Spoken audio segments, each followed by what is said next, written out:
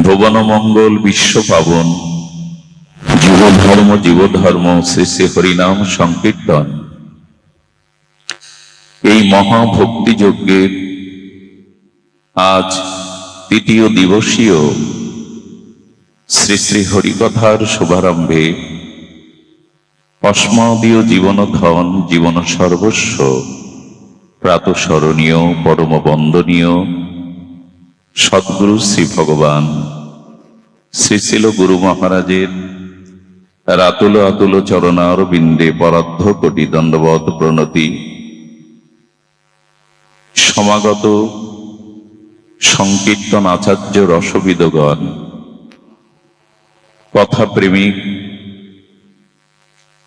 সাধুজন, সন্তজন, মহতজন,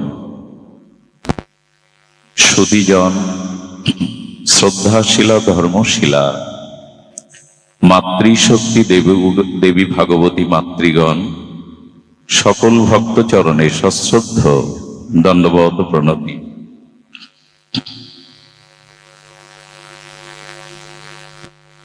সুধীজন,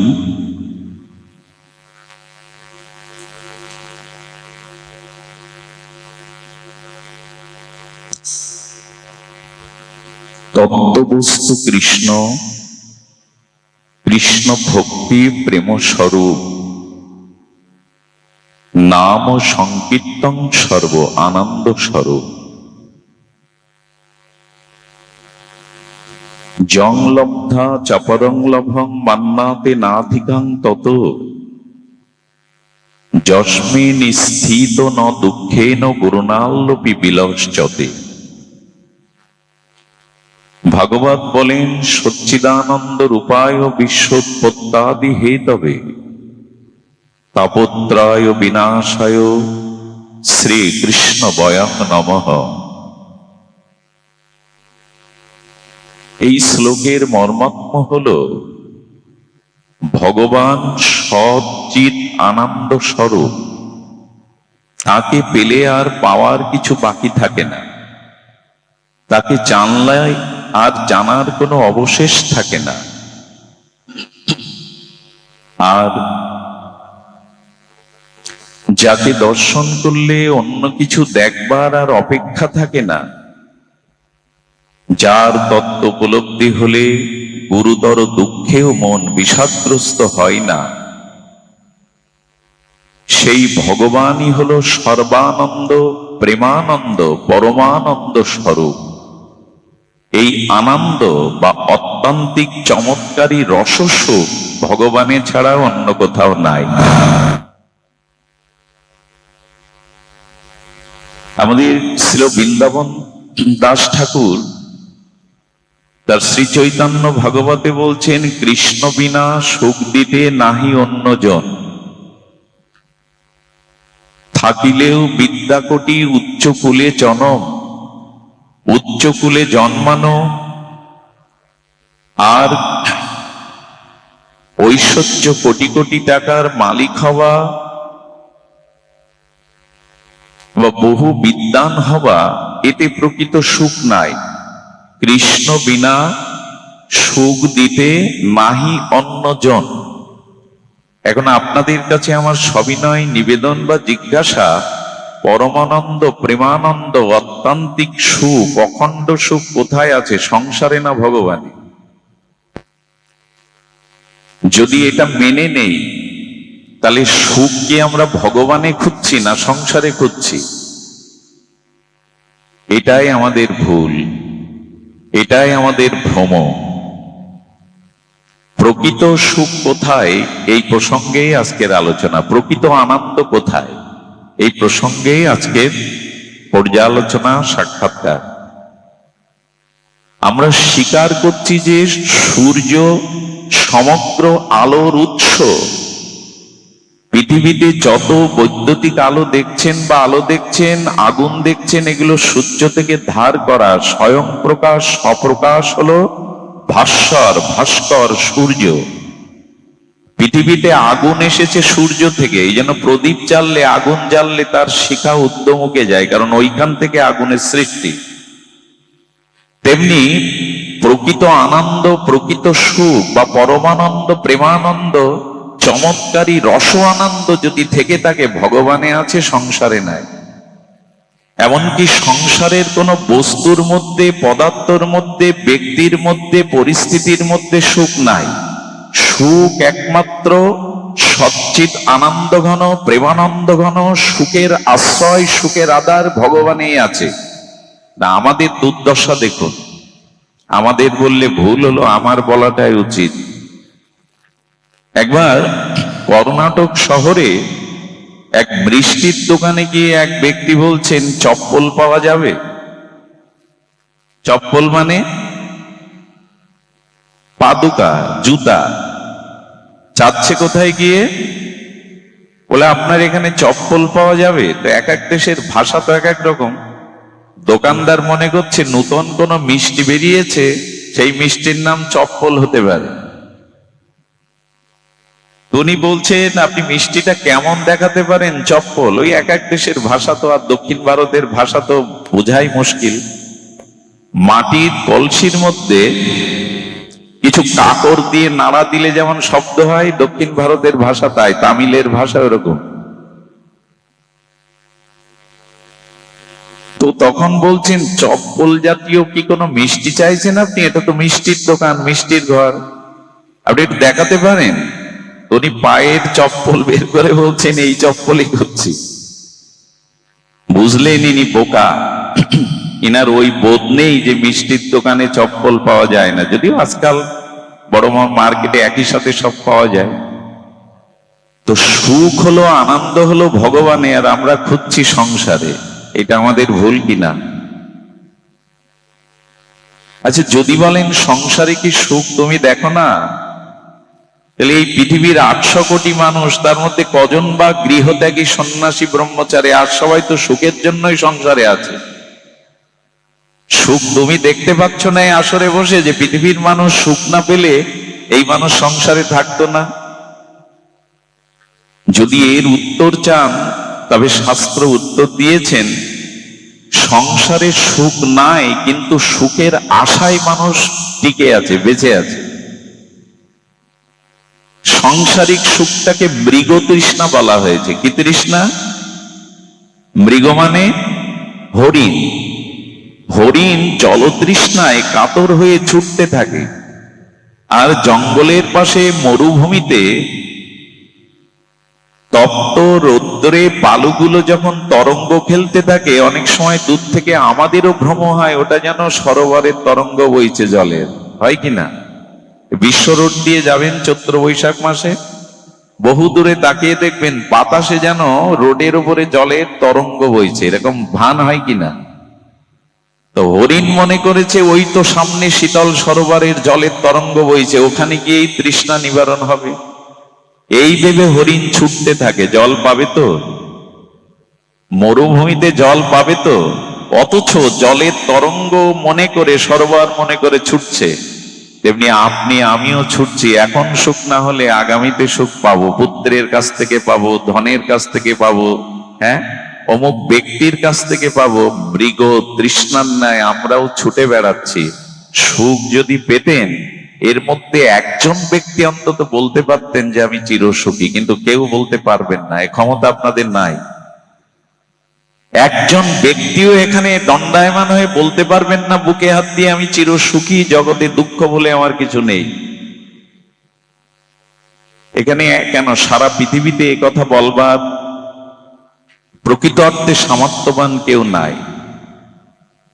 এই জন্য আমি আপনাদেরকে এইটুকু বোঝাবার জন্য শ্রীগুরু প্রসাদে প্রসন্ন দৃষ্টিতে চেষ্টা পাবো যে আনন্দ বলে যদি কিছু থাকে, পরমানন্দ বলে যদি কিছু থাকে, রস আনন্দ যদি বলে কিছু থাকে, তো সচ্চিৎ আনন্দ রসিকেন্দ্র মৌলি রসিকে সকার আনন্দের পরিপূর্ণ প্রকাশ ভগবানেই আছে, ভগবানের ভজনেই আছে। এই ভ্রমটা দূর করা দরকার আমাদের। সুখের মতো দেখায়, কিন্তু সংসারে প্রকৃত সুখ নাই, প্রকৃত আনন্দ নাই। এখানে যেটুকু সুখ বলে জড়িয়ে ধরতে চান, সেটা আপনাকে দুঃখ দেওয়ার জন্য।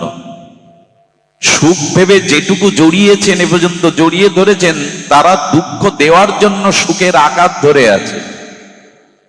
এটাই সত্য, এটাই বাস্তবতা। যা কিছু সুখ ভেবে জড়িয়ে ধরে আছেন সেগুলো আপনাকে দুঃখ দেওয়ার জন্য সুখের পোশাক পরে আছে, কিন্তু জড়িয়ে ধরলে দেখবেন ওটা দুঃখই। এই জন্য মানুষ তো আনন্দের অন্বেষী, মানুষ তো আনন্দ চায়, আনন্দই তার একমাত্র কাম্য। কিন্তু সেই আনন্দ কোথায় পাওয়া যাবে? সুধীজন, ঠাকুর মশাই ছিল নরোত্তম ঠাকুর এখানে বলছেন, দেবলোক পিতৃলোক পাই তারা মহাসুখ। শুধু ভজন করলে আপনি সুখী হবেন না, আপনার পূর্বপুরুষ যারা গত হয়েছেন সেই পিতৃলোক দেবলোকও খুশি হয় আপনি যদি ভগবানের মধ্যে, ভজনের মধ্যেই আনন্দ খুঁজে পান। দেবলোক পিতৃলোক পাই তারা মহাসুখ। আচ্ছা, আপনি এখানে ভগবত ভজন করছেন, তাদের দেবলোকের শান্তি হচ্ছে কেন? প্রীতি পুরুষগণ পিতৃলোকে শান্তি পাচ্ছেন কেন? সাধু সাধু বলে অনেকক্ষণ, শুধু শান্তি পায় না, পূর্বপুরুষ দেবগণ বলে সাধু সাধু, ধন্য ধন্য, তাকে ধন্যবাদ জ্ঞাপন করে, সাধু সাধু বলে তাকে স্তুতি করে। যুগল ভজন যারা প্রেমানন্দে ভাসে তারা, তাদের নিছুনি ত্রিভুবন। যারা যুগলের উপাসনা করে, রস উপাসনা করে, শ্রীধাম আনন্দ কাননে, শ্রীধাম বৃন্দাবনে, প্রেমময় নিকুঞ্জ মন্দিরে যারা অপর আনন্দ মাধুর্য সৌন্দর্যের পরাকাষ্ঠা যুগলের উপাসনা করে, যারা নবদ্বীপ চন্দ্রের শ্রী নিতাই চাঁদের মহাপ্রভুর এই পরম আনন্দ স্বরূপ সংকীর্তন রস আনন্দে অবগাহন করে ডুবে যায়, তাদের আনন্দতে ত্রিভুবন নেচে ওঠে, পিতৃলোক আনন্দে নেচে ওঠে, স্বর্গলোকের দেবতারাও আনন্দে নেচে ওঠে, এবং তাদেরকে তারা অশেষ ধন্যবাদ দিয়ে তারা তাদেরকে আশীর্বাদ বর্ষণ করে। এত আনন্দ পাচ্ছে কেন? বলো, ভগবত চরণে যদি আশ্রয় নিয়ে আপনি ভগবত ভজন করতে পারেন,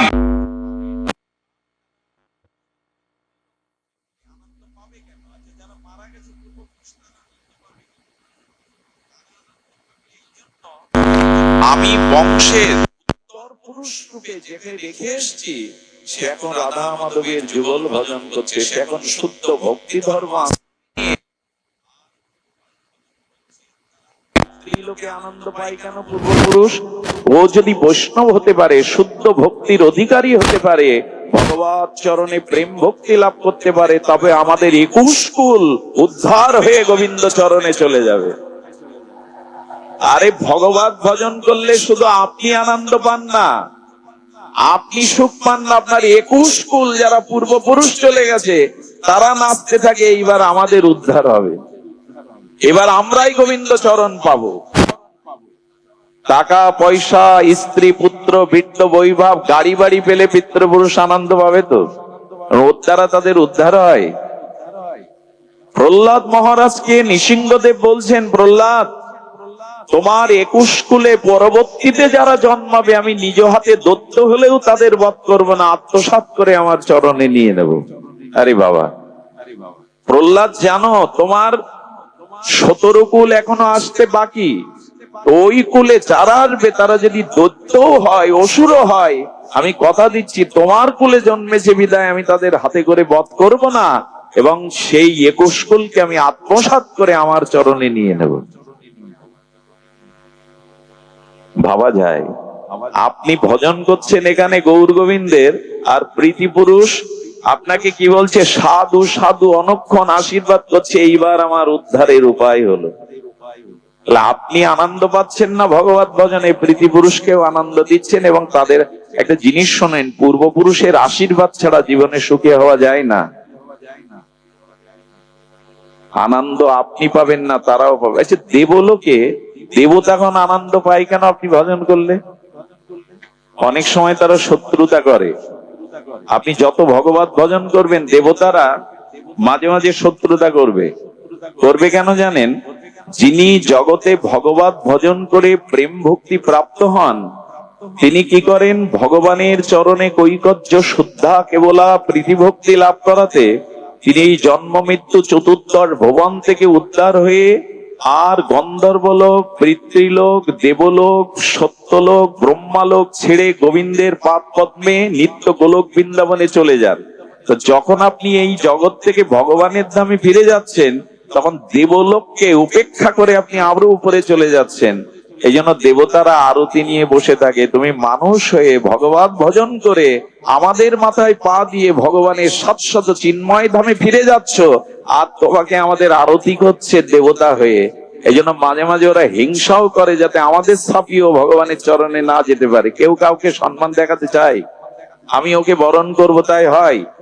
তো দেবতারা এই কারণে কষ্ট পেয়ে বাধা দেয়। আপনি বৃন্দাবন যেতে চাইবেন, পেছন থেকে স্ত্রী কাঁদবে, পুত্র কাঁদবে, আত্মীয় কাঁদবে, এখন যেও না, এখন যাওয়ার সময় নাই।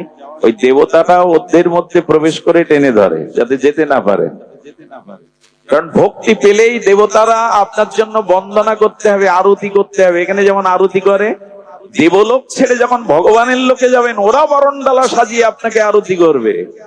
এই জন্য দেবলোকও বলছে, ধন্য মানুষ তুমি, আমরা দেবতা হয়েও যে চরণ পাইনি। তুমি সেই 700 ভগবান চিন্ময় ধামে চলে যাচ্ছ, তোমার আর জন্ম নেই, মৃত্যু নেই, ব্যাধি নেই, তাই তোমাকে বরণ করছি। দেবলোকও আনন্দ পায়। এই জন্য আনন্দ কোথায় মানুষ জানে না, ভ্রান্ত হয়ে ঘুরছে ওই মৃগয়া হরিণীর মতো। আমাদের আটকে যাওয়ার কারণ হলো এই সাংসারিক সুখের চিন্তা করা। ওই জন্য বলছি তো, আপনি মিষ্টির দোকানে চপ্পল খুঁজতে যাবেন না। মিষ্টির দোকানে চপ্পল খুঁজতে গেলে যেমন পাবেন না, আচ্ছা আগুনে আপনি শীতলতা চান, তা কি হয়? আগুনে শীতলতা চান, তা কি হবে? তেমনি কৃষ্ণ বিনা সুখ দিতে নাহি অন্যজন। ভজন ছাড়া সুখ কোথাও পাওয়া যাবে না। সুধীজন, যেখানে সুখ নাই, কিন্তু সুখ ভেবে, ভোগ ভেবে আমরা দুঃখকেই বরণ করে নিচ্ছি, দুঃখকেই আগলে ধরছি। এই জন্য আমাদের মেধা শুদ্ধ নয়, আমাদের বুদ্ধি এখনো ভাগবত বুদ্ধি খোলেনি যে কোনটাতে সুখ আছে।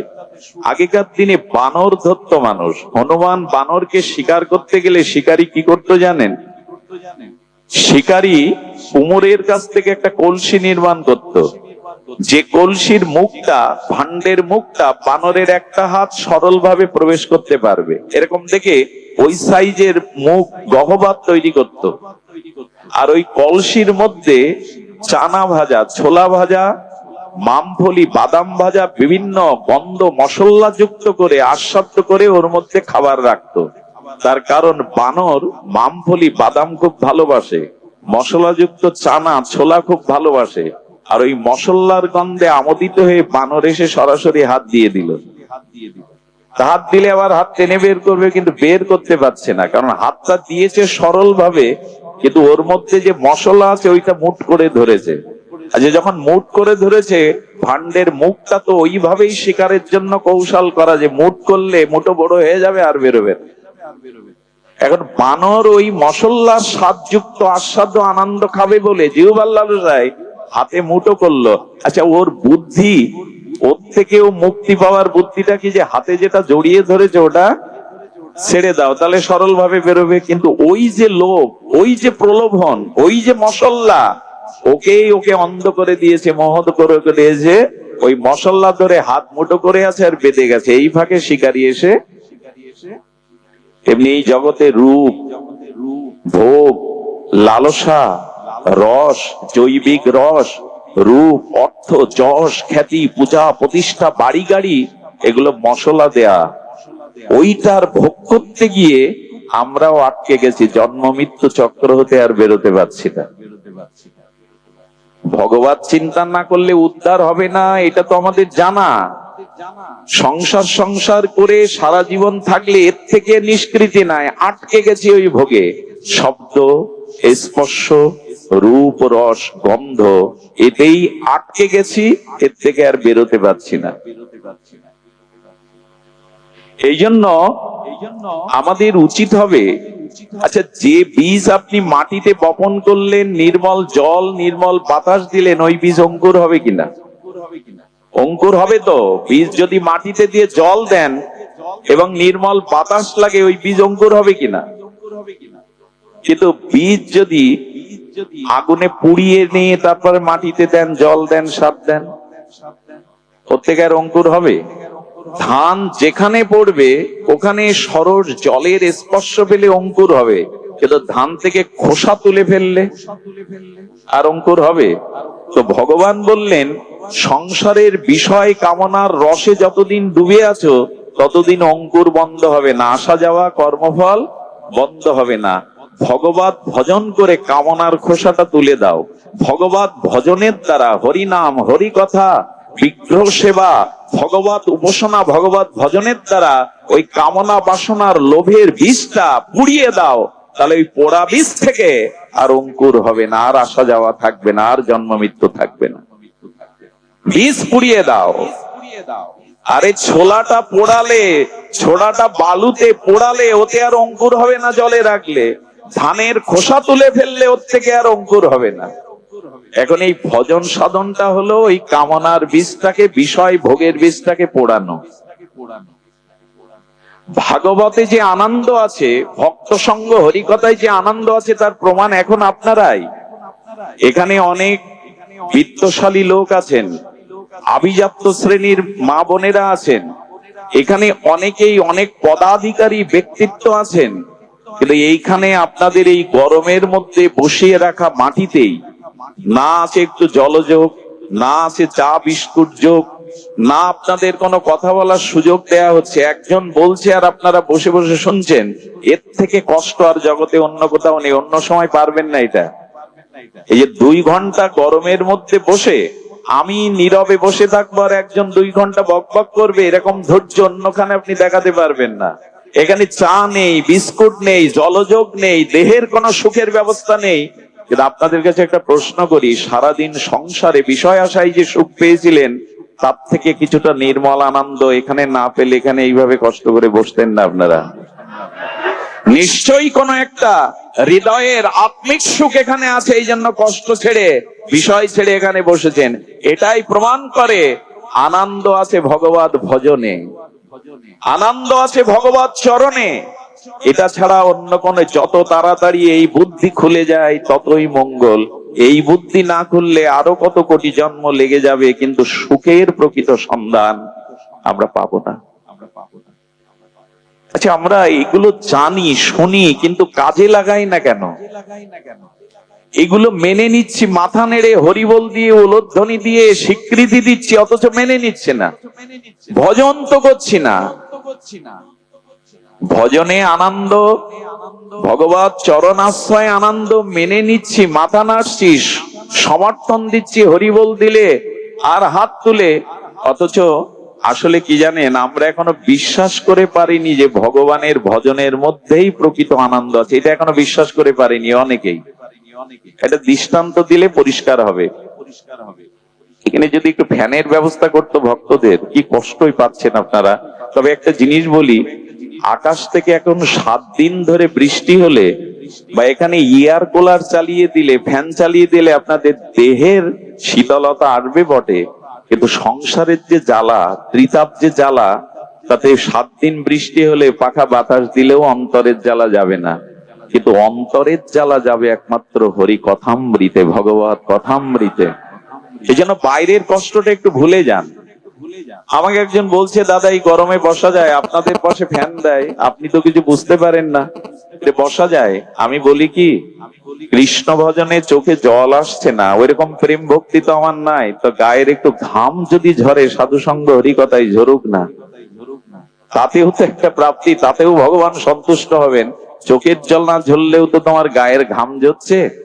সংসারের জন্য কতকাল খাটো, মাথার ঘাম পায়ে ফেলো, আর ভগবত ভজনে এসে একটু ঘাম ঝরুক না, একটু জগতের কষ্ট হোক না, কিন্তু ভেতরে আনন্দ পাবে।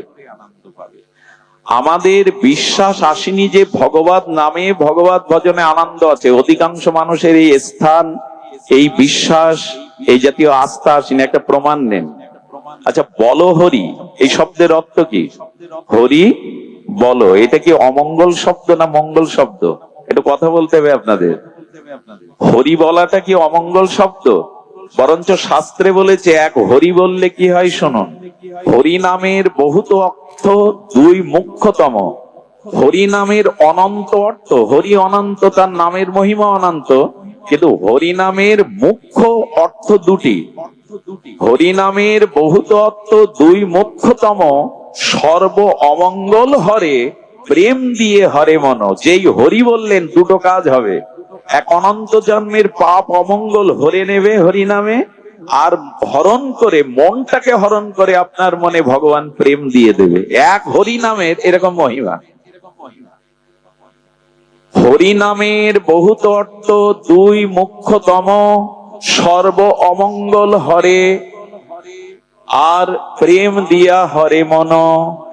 চৈতন্য চরিতামৃতে কবিরাজ কৃষ্ণ গোস্বামী বললেন, অনন্ত হরি নামের অনন্ত মহিমার মধ্যে দুটি মুখ্যতম, এক অমঙ্গল পাপ হরে, আর মন হরণ করে ভগবান রাধারানী নিতাই গৌর ওখানে প্রেম দিয়ে দেন। সেই বলহরি শব্দ তাহলে কি অমঙ্গলের? কিন্তু এইটা আমরা বিশ্বাস করি কিনা দেখুন, বিয়ে বাড়ি হচ্ছে, ধরেন মালা বদল হচ্ছে, ওখানে কি বলবেন তো বলহরি। আপনাকে অপমান হতে হবে, বেটা জাগা পাচ্ছ না বিয়ের বাসরে এসে বলো হরি। আচ্ছা, হরি বলতো মঙ্গলদায়ী শব্দ, এর থেকে মঙ্গল শব্দ নেই। ওখানে বললে, আচ্ছা জন্মদিন পালন করছেন বাচ্চাদের, কেক কেটে বাতি জেলে ওইখানে গিয়ে বলুন বলো হরি। আপনাকে তাড়িয়ে দেবে, বেটার জায়গা পাও না বাচ্চার জন্মদিনে বলো হরি। আচ্ছা, ও তো হরি বলা হচ্ছে, তো ওই ওই আস্থাটা নেই কেন? নেই কেন জানেন? সর্বসময় হরি নাম মঙ্গলময়, হরি নাম আর হরি এক, অভিন্ন, স্বরূপে অভিন্ন। আজই বিশ্বাস হয়নি, নাহলে ওখানেও আমরা মেনে নিতাম। সুধীবৃন্দ, আর এই বলহরি নিয়ে আমাদের একটা ভুল ধারণা আছে। বলহরি মানে মরে গেলে মরা ব্যক্তির উদ্দেশ্যে মৃত সব শ্মশানে নিয়ে যেতে বলতে হয়। বলো না গো, যে মরে গেছে তাকে আর বলে কি করবেন? সে বলবে, সে শুনবে। বলহরি কখনো মৃত লাশের জন্য বলা হয় না। যারা ওই লাশ দেখছে দুই ধারে ছাদের উপরে রাস্তায় দাঁড়িয়ে, তাদের বলা হচ্ছে তুমিও তো মানুষ, এর মতো একদিন চতুর্দোলাতে তুলে শ্মশানের চিতায় পুড়বে। ওর তো আর বলা হলো না, ও আর বলার সময় পেল না সংসারে, তো তুমি ওকে দেখে শেখো, এবার তুমি হরি বলা ধরো, তোমারও এই দশা আসছে। এই জন্য মরার জন্য হরি বলো হরি না, বেঁচে থাকে যাবে। আমার তো মনে হয় বলো হরি বারবার বলা দরকার। ওই সময় হরি বল, হরি বলটা না মনে গেলেও বলো হরিটা আমাদের চমকে দেয়। এই জন্য রাম নাম সত্য, হে ভগবানের নাম সত্য, কিন্তু দোকান খুলেই যদি দোকানদারকে বলেন বলো হরি, ও আপনার দিকে তাকাবে না, তিরস্কার করবে। তার মানে এখনো বিশ্বাস আসেনি আমাদের হরি নামের মধ্যে মহামঙ্গল আছে। আমরা আমাদের মতো বুদ্ধিতে বিচার করে নিয়েছি। হরি হরি করে কি হবে, হরি হরি করে যে কি হবে, এই বুদ্ধি কবে আসবে জানেন? সাধু সঙ্গ করলে আসবে, ভাগবত শ্রবণে এই বুদ্ধি আসবে। আপনি যতদিন শুদ্ধ সাধু মুখে হরি কথা শ্রবণ কীর্তন না করবেন, যতদিন ভাগবত জ্ঞান চেতনা আপনার মধ্যে উদয় না হবে, ততদিন এই মঙ্গল আপনি অনুভব করতে পারবেন না। এই উপলব্ধি আপনি কেমন জানেন? শিশুকে পুতুলগুলো কেড়ে নিয়ে, ওই পুতুল খেলা অবশ শিশুর কাছ থেকে মাটির পুতুল কেড়ে নিয়ে একতলা সোনা দিয়ে বলুন, সোনা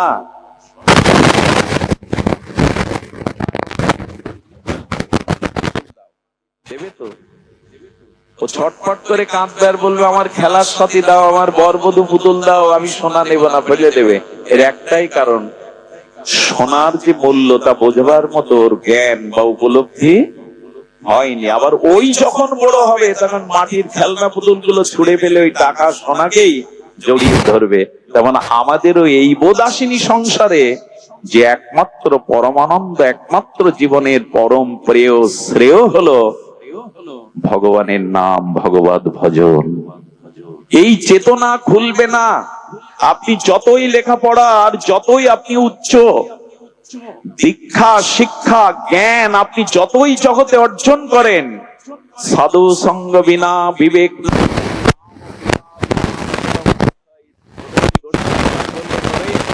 জগতে ভাগ্যবানকে, যার ঘরে সুন্দরী স্ত্রী আছে, যার 5 তলা বাড়ি আছে, যার সিন্ধুকবর্তী সোনাদানা অর্থ ব্যাংকে টাকা গচ্ছিত আছে, ও তো একটা সন্ত্রাসীর বাড়িও থাকে, ও তো একটা চোরের বাড়িতেও থাকে না, ডাকাতের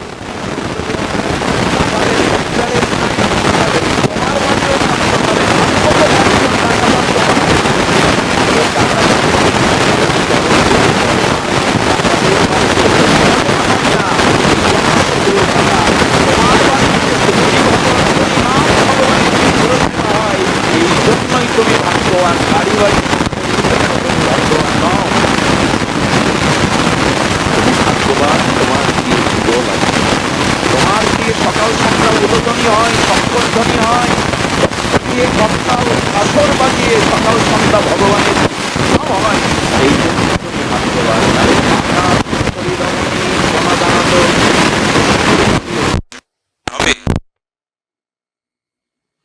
একটা জিনিস শুনুন, ভজন পথে আসুন।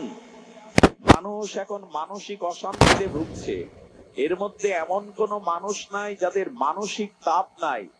আত্মহত্যার প্রবণতা বাড়ছে, মানুষের উৎপাদনা বাড়ছে, মানুষ রাগগ্রস্ত হয়ে যাচ্ছে। কিশোর যারা, সেই কিশোররা খেলাধুলা সমাজের অসামাজিক কার্যকালে খুন, রাহাজানি, রাগ আসক্তের একটা কারণ। মানসিক শান্তি মানুষকে তাই দেওয়া যাচ্ছে না। মানসিক প্রশস্তি, মানসিক শান্তি একমাত্র ভজনে আসে। আচ্ছা, আপনার জ্বর পিপাসা লেগেছে, আমি আপনাকে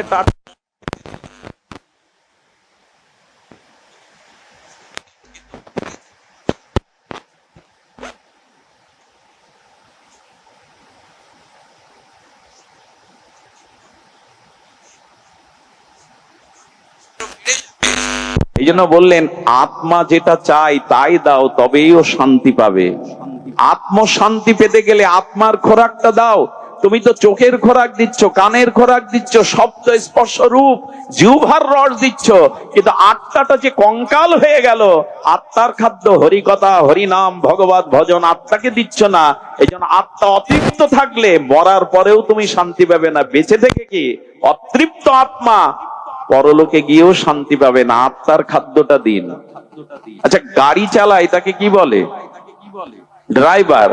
ড্রাইভারের খাদ্য আর গাড়ির খাদ্য এক। ড্রাইভার কি পায়? অন্ন, জল, সবজি, মাছ ইত্যাদি পায়। আর গাড়ি পায় তেল, মোবিল। এটা বদলে দিন। ড্রাইভারের খাদ্য গাড়িকে দিন, আর গাড়ির খাদ্য ড্রাইভারকে দিন।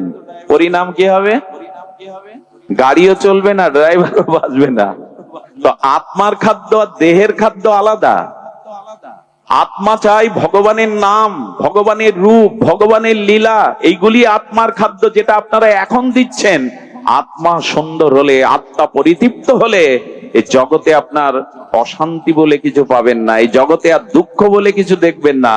যথা তরুমূলং নিষেচন, গাছের বৃক্ষের গোড়াতে মূলে জল দিলে শাখা পোশাকায় পল্লবিত হয়ে ফুল ফল পল্লবাতি হয়, কিন্তু যদি গোড়ায় জল না দিয়ে শাখা পোশাকায় জল দেন, ও গাছ বাঁচানো যাবে না। ঠিক তদুপরি আত্মা যদি শান্তি পায়, আত্মার খাদ্য যদি ভগবত ভজন দিতে পারেন, পুরো জন্মটাই আনন্দে ঝকমক করবে। শাখা পোশাকায় যেমন ফুল ফল হয়, গোড়ায় তো জল ঢালি না। আত্মা যে আপনার ভেতরে, ওই হলো প্রিয়, ওই হলো সুখ, ওই হলো আনন্দ। এটা কি বুঝি? এখন আপনি এখানে মারা যান, পৃথিবীর সমস্ত বিষয় সুখ আর আপনার জন্য না। মৃত ব্যক্তি কোনো সুখ ভোগ করতে পারবে? কেন? দেহ আছে তো, চোখ মুখ আছে তো, তার স্বামী আছে, তার পুত্র কন্যা সংসার আছে, সে আর সুখ পাবে না কেন মরে গেলে? বলো, সুখ যাতে পাওয়া যেত সেই আত্মাই চলে গেছে। এখন ওই দেহ নিয়ে, পচা গলা দেহ নিয়ে আর কোন সুখ? তাহলে মূল সুখের আশ্রয় কি দেহ, বাড়ি গাড়ি, স্ত্রী পুত্র? মূল সুখের আশ্রয় আত্মা। সেই আত্মাটা যে কঙ্কাল হয়ে গেল, তাকে কি দিলেন? কিছু মনে নেবেন না।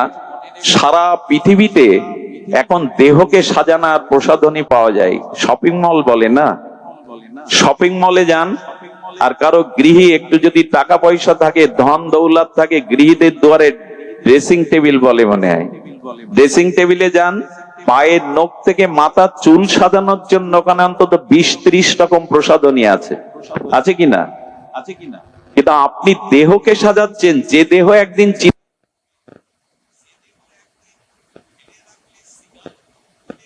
দেহের উদরে গিয়ে মলমূত্র রূপান্তরিত আমি আমার দেহ, আর মাটির নিচে সমাধি বা কবর দিলে কিরমিকিট কীটে প্রবন্ধিত হবে।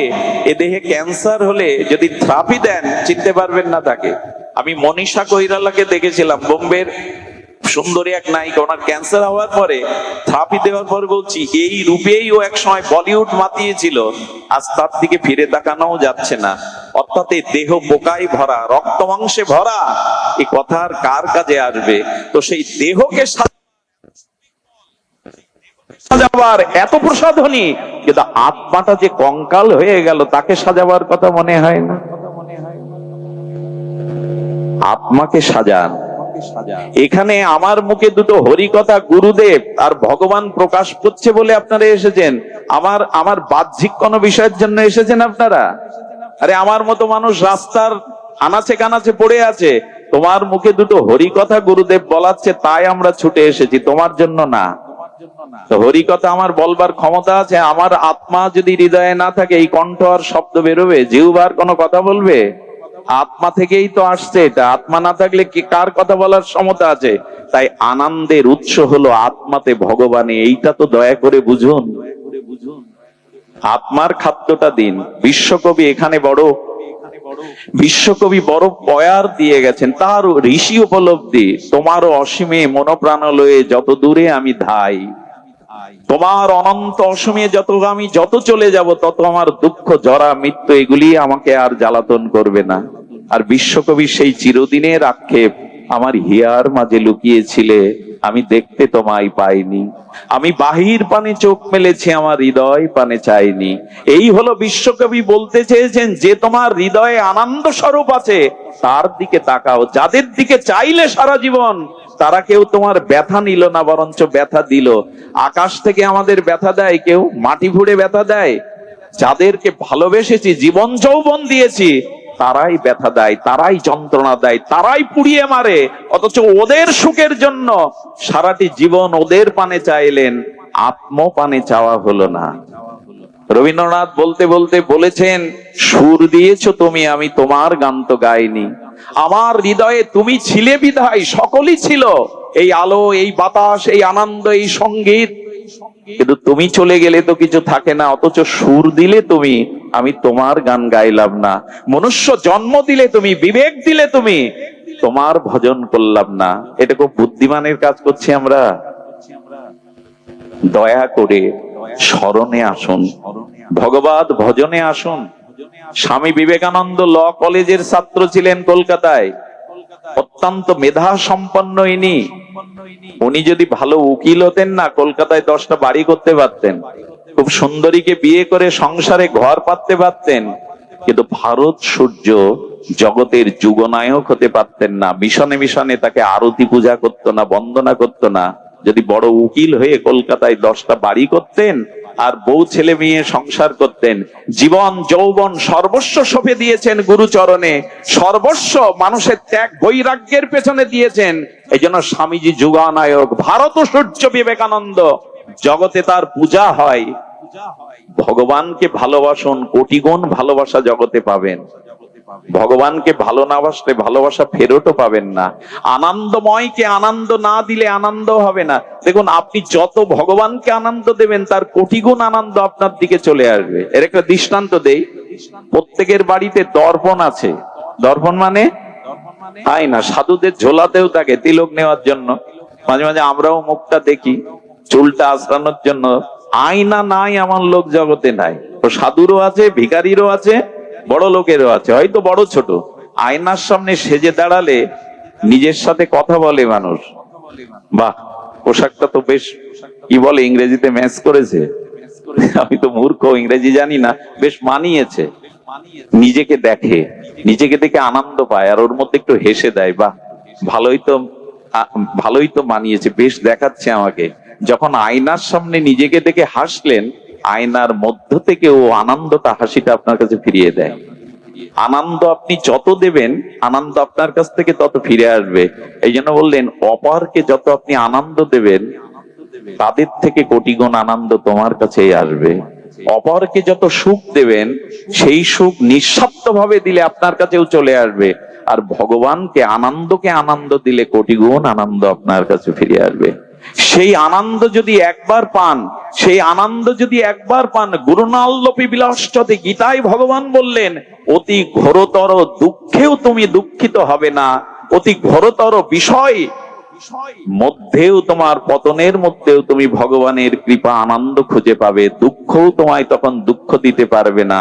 এজন্য ভজন করলে দুঃখটাও আনন্দ রূপ নেয়, ভজন করলে দুঃখটাও আনন্দ রূপ নেয়। শুনবেন, আচ্ছা যারা বলেন তুমি ভজন ভজন করছো, ভজন করলে তো জগতে দুঃখ পেতে হয়, আরে তোমরাই তো বলো রামচন্দ্র স্বয়ং ভগবান, অথচ সেই রামেশ্বরকে দশরথ মারা গেল, প্রভু বাঁচাতে পারলো না। আচ্ছা সেই রামেশ্বরকে, রামের কারণে তার মা বিধবা হলো, দশরথ মারা গেল, বিধবা হলো কৌশল্যা। রাম তুমি ভগবান, তুমি বনবাসে গেলে, তার কারণে পিতা মারা গেল, তোমার মা বিধবা হলো, এসব আটকাতে পারলে না, তো তুমি ভগবান কেন? রামচন্দ্র বললেন ভগবত ভজন করলে বিপদ আসবে না তা নয়, রাজা হওয়ার বেলায় বনবাসও যেতে হতে পারে, কিন্তু তার মধ্যেও তুমি আনন্দ পাবে। রামকে বলা হলো আপনি কিসের আনন্দ পাচ্ছেন জঙ্গলে গিয়ে? বলে শোনো তালে, আমি যদি এই রাজ্যের সুখ ভোগের মধ্যে থাকতাম, আমি জঙ্গলে গিয়ে সাধুদের সঙ্গ পেতাম না, জ্ঞান অর্জন করতে পারতাম না।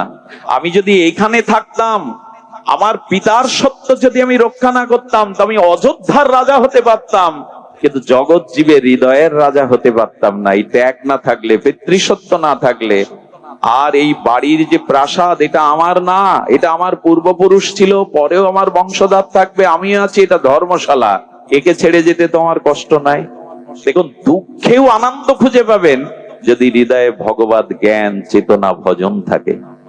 দুঃখ পেলে কি মনে হয়? ভগবান এটা তোমার দান, এটা তোমার দান। এই জন্য ভক্ত দুঃখের মধ্যেও একটা আনন্দ খুঁজে পায়, পরমানন্দ খুঁজে পায়। এটাই তো ভজনের রহস্য। এমনি এমনি হরিনাম করবেন, দুঃখেও আপনি বিচলিত হবেন না। এই প্রজ্ঞা, এই চেতনা ভগবান ভজনের মধ্যে দিয়ে আপনাকে দেবে। যেমন দুধ মন্থন করলে মাখন ওঠে, দুধ নয় ঘোল বা দধি মন্থন করলে কি ওঠে, তেমন ভজন করতে করতে এমন জ্ঞান, এমন চেতনা, এমন আনন্দ হৃদয়ে আসে, অতি ঘোর দুঃখেও মনে হয় এটা তোমার দান। এটা চান না কেউ? তবে অনেক কথাই হলো, এত গরমে তাপদহে আমি আপনাদের অত্যাচার করব না, আর আমি তো বিষয়ী মানুষ, আমার আসতেও বিলম্ব হয়। দেখুন একবার মনে হয় উদ্ধব মথুরা থেকে বৃন্দাবনে যেতে সকাল থেকে সন্ধ্যা হয়ে গেছিল, সন্ধ্যার একটু আগে রথ নিয়ে ব্রজে যায়, আর ব্রজবাসীরা সখীরা মথুরায় পায়ে হেঁটে গিয়ে ননি দধি বিক্রি করে আবার পায়ে হেঁটে যমুনা পার হয়ে বেলা থাকতে থাকতে তারা বর্ষণায় বৃন্দাবনে চলে যেত। একজন রথে যাচ্ছে এত দেরি হচ্ছে, আর একটা খালি পায়ে এসে চলে যাচ্ছে, তাদের দেরি হচ্ছে না কেন? ডক্টর মহানম্রত ব্রহ্মচারী অপূর্ব ব্যাখ্যা দিয়েছেন। আমার মতো যারা বিষয় বাসনা কামনার রাজ্যে বাস করে, তাদের ভগবত রাজ্যে, প্রেমের রাজ্যে যেতে অনেক দেরি হয়ে যায়। আর আপনাদের মতো যারা প্রেম বা ভজন রাজ্যে আছেন, তারা বিষয়ের মধ্যে থাকলে অতি দ্রুত ভজন রাজ্যে আসতে পারেন। আপনারা কখন 8টায় এসেছেন, 7টায় এসেছেন। যারা প্রেম রাজ্যে আছে ওরা দ্রুত ফিরে আসতে পারে। আমার মতো যারা বিষয় ভোগের রাজ্যে আছে, এরা ভজন রাজ্যে, সাধু রাজ্যে আসতে এদের বিলম্ব হয়। এখন এই ভজনটা কি, আমি সংক্ষিপ্ত একটি লীলা, সংক্ষিপ্ত একটি তত্ত্ব জানিয়ে আপনাদের চেষ্টা করব সামান্য একটু সময় হৃদয়ের প্রেমানন্দ ভগবত কৃপায় দানের জন্য। এখন ভজনটা কি খুব লক্ষ্য করতে হবে। এবার আমরা সিদ্ধান্তে এসেছি, আমরা সোপান বাইতে বাইতে প্রায় সৌধের উপরে উঠছি। এখানে আপনাদের নিবেদন করব যে আপনারা এই কথাটি একটু কষ্ট হলেও ধ্যান দিয়ে শুনুন। ভজন সদ্গুরুদেবের চরণাশ্রয় হলো ভজনের প্রথম শব্দ। যদি ভজন করতে চান তাহলে শ্রীগুরুর চরণাশ্রয় অবশ্যই আপনাদের কর্তব্য। শ্রীগুরু চরণাশ্রয় ব্যতীত ভজন শুরু হবে না। আচ্ছা আপনি যদি মেডিকেলের বই বাড়ি বসে বসে পড়েন, আপনি এমবিবিএস এর স্বীকৃতি পাবেন। ওই একই বই যদি আপনি কোনো মেডিকেল কলেজে পরীক্ষায় উত্তীর্ণ হয়ে পড়াশোনা করেন, তখন আপনাকে ডাক্তারের সার্টিফিকেট দিয়ে দেবে, এমবিবিএস এর সার্টিফিকেট দিয়ে দেবে। এই জন্য ওটা সরকারি একটা স্বীকৃতি লাগবে, এই স্বীকৃতি না হলে হবে না। তেমনি আপনি যদি বলেন আমাকে গুরুকরণের কি দরকার, আমি কি হরে কৃষ্ণ নাম বলতে পারি না, আমি কি গীতা ভাগবত পড়তে পারি না, বলো কাজ হবে না। কাজ হবে না হলেও আপনি প্রকৃত কল্যাণ পাবেন না, কারণ আপনাকে মেডিকেলের বই বাড়ি বসে পড়লে হবে না, ওইটা প্রফেসর বা শিক্ষকদের কাছে পড়তে হবে, ওদের কাছে ট্রেনিং নিতে হবে, আবার 1 বছর ওদের পেছনে ঘুরে ঘুরে বাস্তব অভিজ্ঞতা অর্জন করতে হবে, এরপরে আপনাকে সার্টিফিকেটটা দেবে। ঠিক তেমনি শ্রীগুরু চরণ আশ্রয় ব্যতীত, শ্রীগুরুর কাছ থেকে ভজন শিক্ষা ব্যতীত ভজন রাজ্যে আপনার পরিবেশ অধিকারী নাই।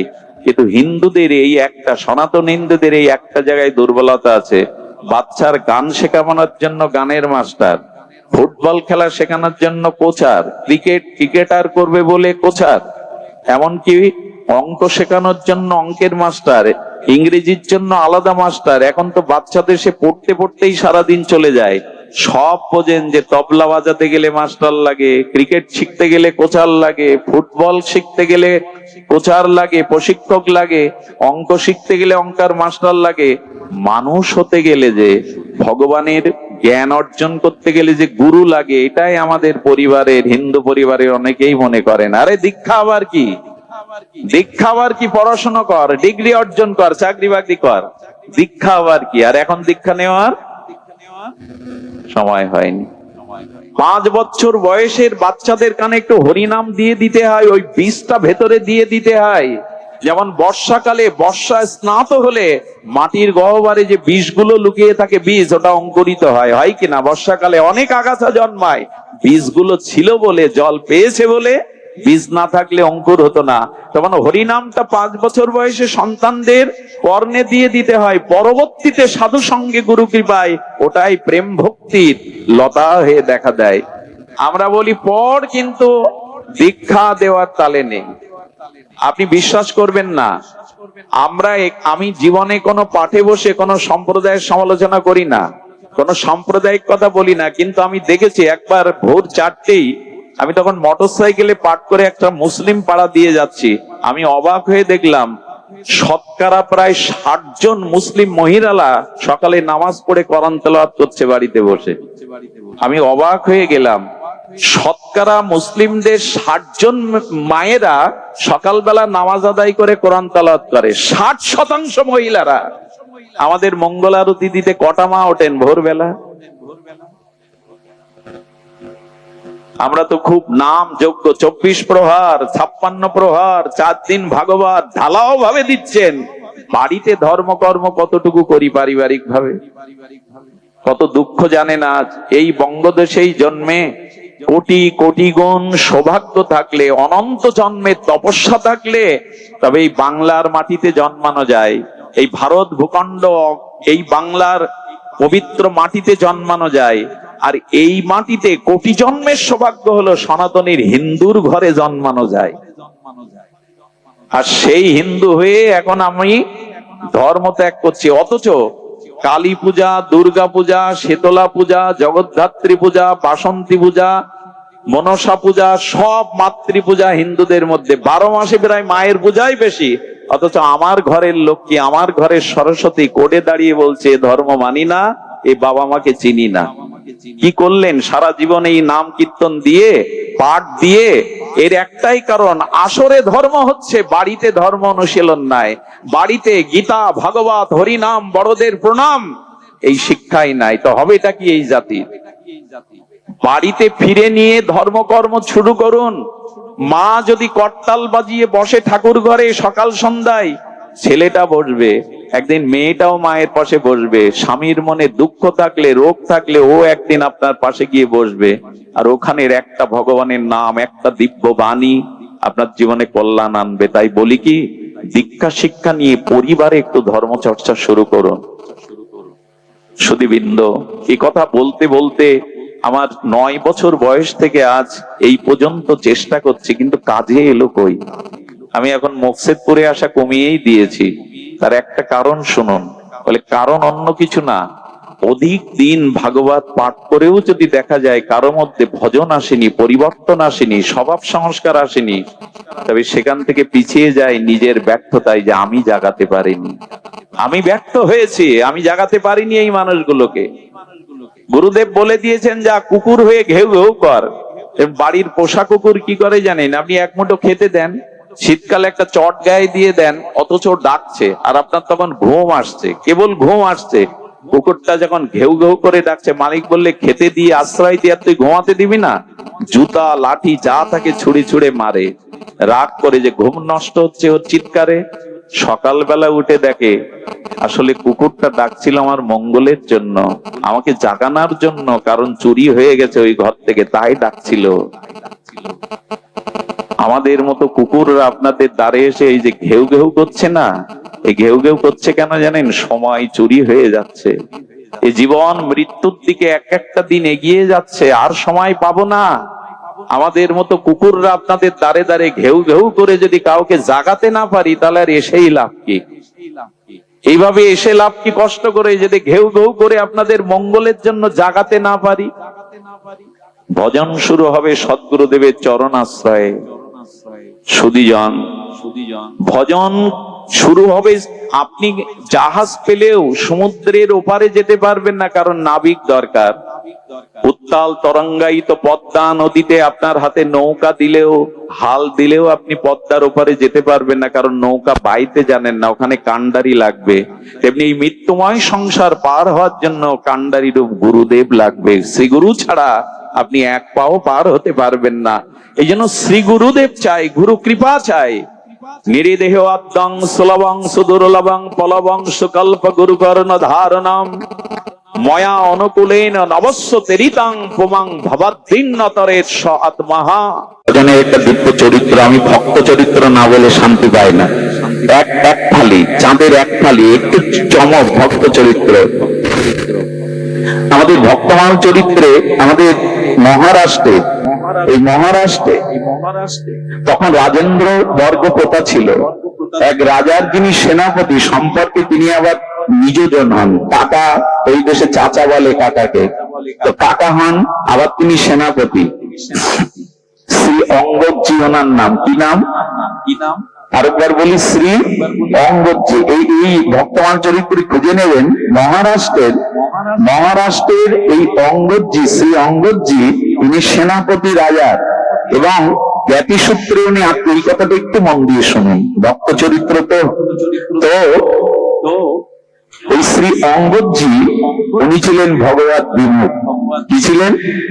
ভগবানকে সহ্য করতে, কিন্তু ব্যতিক্রম হলো ওনার স্ত্রী। উনি আবার হরিকথা, হরিনাম, বৈষ্ণব সেবা ছাড়া থাকতে পারেন না।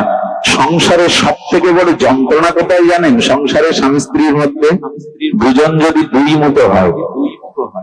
পৃথিবীতে সব থেকে বড় যন্ত্রণা গৃহে যদি একজন ভগবত মুখে আর একজন ভগবত বমি দেয়। এর থেকে অভিশাপ, এর থেকে বড় যন্ত্রণা সংসারে নাই। ভক্ত কি বলে জানেন? ভক্ত বলে, হাতির পায়ে পিষ্ট করে আমাকে মারো, আমাকে নরকে ফেলে দাও ভগবান, কিন্তু তোমাকে বিমুখ, কৃষ্ণ বিমুখ কোন অসতের সঙ্গ যেন আমাকে না পেতে হয় কখনো। শুনুন, আমাদের শাস্ত্র বলছে, প্রভু আমি নরকে যাই, ক্ষতি নেই, একদিন পাপ পাই হলে আবার ফিরে আসতে পারবো, আমাকে হাতির পায়ে পিষ্ট করে মারুন, আপত্তি নাই, কিন্তু কৃষ্ণ বিমুখ, ভগবত বিমুখ কোন অভক্তের সঙ্গে আমায় দিও না। আমি অনুরোধ করি, সব ক্ষতি হয়ে যাবে যদি অসৎসঙ্গ থেকে যায়। আচ্ছা, এক বালতি জলের উপরে এক কাপ সরিষার তেল ফেলে দিন, কি হয়?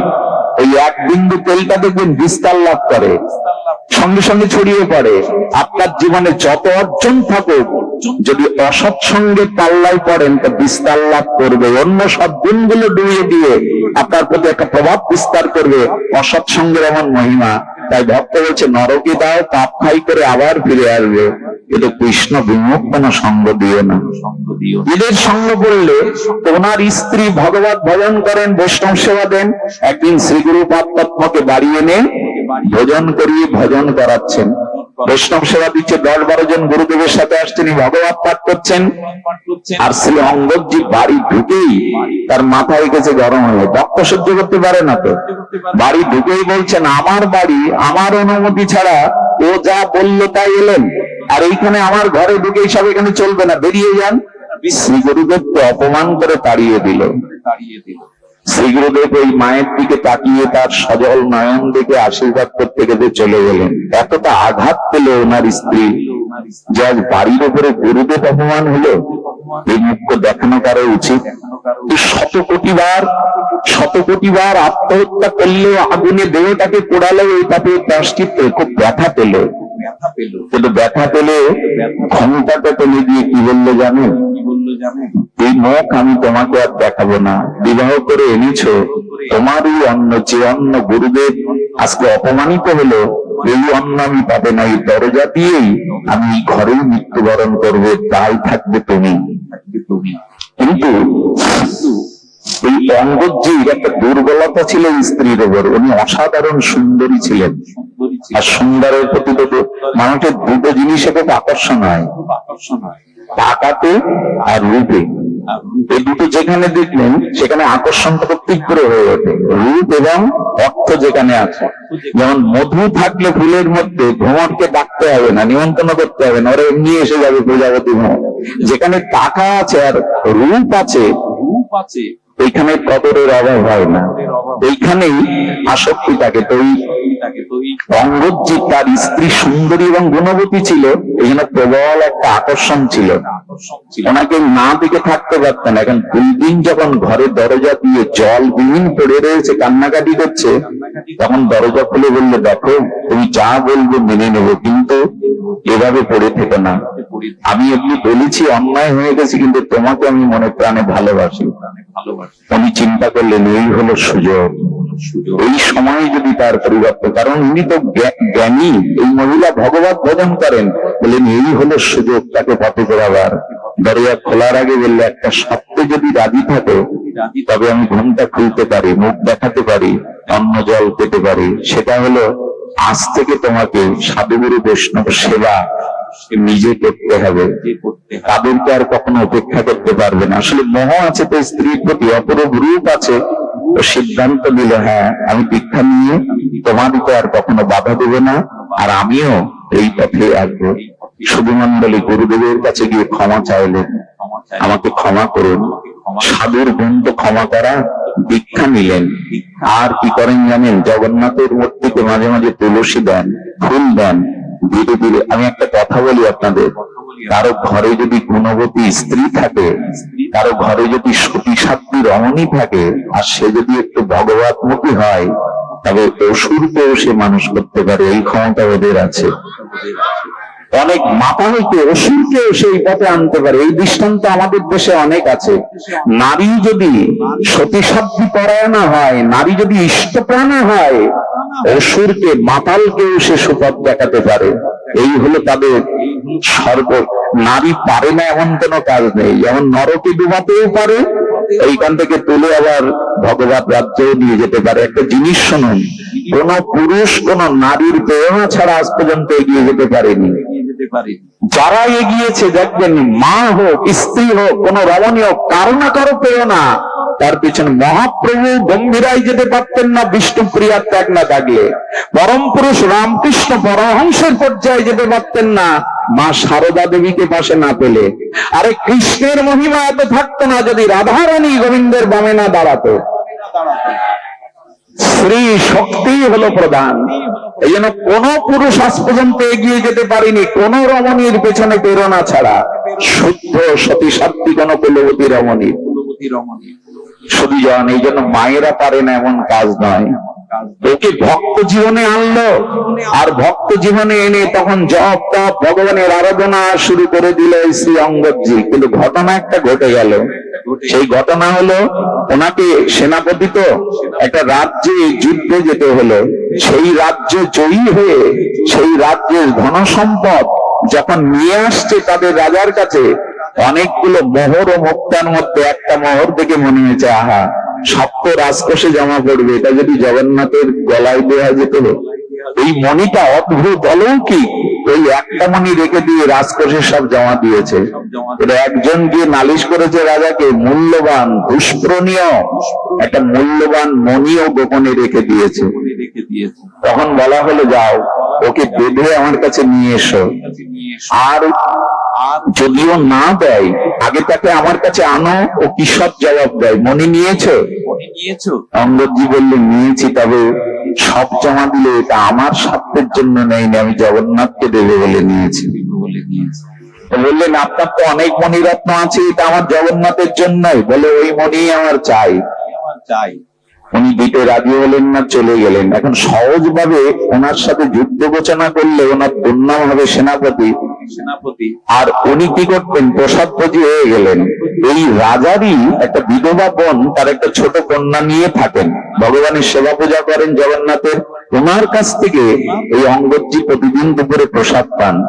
আর এই বোনকে বলল আমি তোকে অডেল সম্পত্তি দেবো, অনেক কিছু লিখে দেবো, তোর কন্যার ভার আমার, ওকে খাদ্য বিষ দিয়ে মেরে ফেল, মণিটা আমার চাই, মণিটা আমার চাই। মানুষ স্বার্থের জন্য কি না করতে পারে, খাদ্য বিষ দিল। আর যখন অঙ্গদজি এসেছেন, প্রসাদ নিবেদন হলো সামনে, ভোগ আরতি হলো, যখন ওকে দিয়েছে, আর এই নিয়ম কি জানেন, শ্রী অঙ্গদজি এই যে বাচ্চা মেয়ে আছে এই বিধবা মায়ের, ওকে এক মুঠো না দিয়েও খায় না। বলে মা মেয়েটাকে দেখে দাও, এইভাবে দেওয়ারে পড়ে গেছে, মেয়েটা না খেলে তো আমি খাই না। 1 ঘন্টা খাদ্য নিয়ে বসে আছে, ওকে আড়াল করে রেখেছে, মা তো বিষ মাখানো মেয়েকে কি দেবে। কিন্তু মেয়ের প্রতি ওর ভালোবাসা থেকে তখন ওর হৃদয়ের বিবেক খুলে গেছে, আমার মেয়েটাকে এত ভালোবাসে, ওকে না দিয়ে খাবে না। ক্ষমা চেয়ে বললেন ওটা খাবেন না, ওতে বিষ।